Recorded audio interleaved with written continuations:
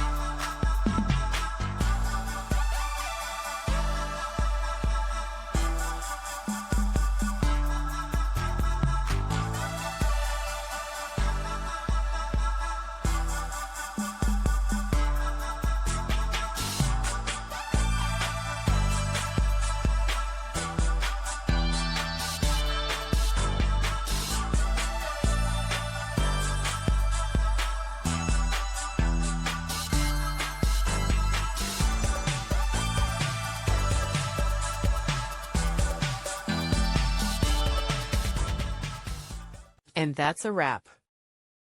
I hope you found the answer you were looking for. If you did, take a second to hit that subscribe button. It really helps out. And let me know in the comments which solution worked best for you. See you next time in the debug zone.